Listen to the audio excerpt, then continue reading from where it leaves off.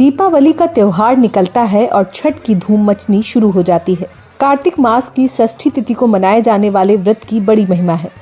छठ सूर्य उपासना और छठी माता की उपासना का पर्व है। हिंदू आस्था का ये एक ऐसा पर्व है जिसमें मूर्ति पूजा शामिल नहीं है। इस पूजा में छठी मैया के लिए व्रत किया जाता है। वैज्ञानिक और ज्योतिषीय दृष्टि से भी छठ पर्व का बड़ा महत्व है। इस पर्व की बिहार, उत्तर प्रदेश में ही नहीं, पूरे देश में बल्कि विदेशों में भी इसकी खूब मान्यता है।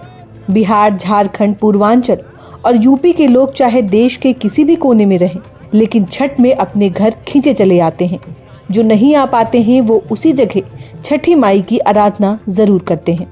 सदियों से चला आ रहा ये अटूट सिलसिला अनोखा है, लेकिन जितना ही ज्यादा ये त्योहार लोकप्रिय है, उतना ही कठिन इसका व्रत भी है। छठ पूजा धार्मिक और सांस्कृतिक आस्था का लोक पर्व है। यही एकमात्र ऐसा त्योहार है जिसमें सूर्य देव का पूजन कर उन्हें अर्घ्य दिया जाता है। हिंदू धर्म में सूर्य की उपासना का विशेष महत्व है। वे ही एक ऐसे देवता हैं जिन्हें प्रत्यक्ष रूप से देखा जाता है और वेदों में सूर्य देव को जगत की आत्मा कहा जाता है।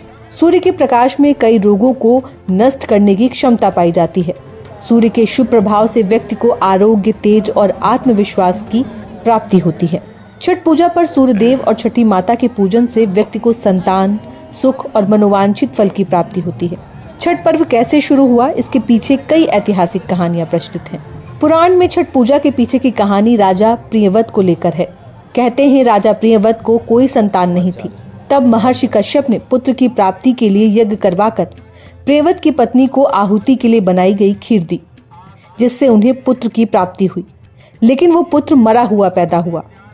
प्रियव्रत पुत्र को लेकर शमशान गए और पुत्र वियोग में प्राण त्यागने लगे।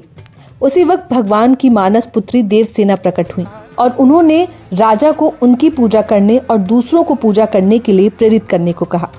राजा प्रियव्रत ने पुत्र इच्छा के कारण देवी षष्ठी का व्रत किया और उन्हें पुत्र की प्राप्ति हुई। कहते हैं ये पूजा कार्तिक शुक्ल षष्ठी को हुई थी और तभी से छठ पूजा होती है। छठ की महत्ता के कारण लोग इससे जुड़ते चले गए और यही कारण है कि बाहर गए लोग भी घर पहुंचकर पूरे परिवार के साथ धूमधाम से इस पर्व को मनाते हैं।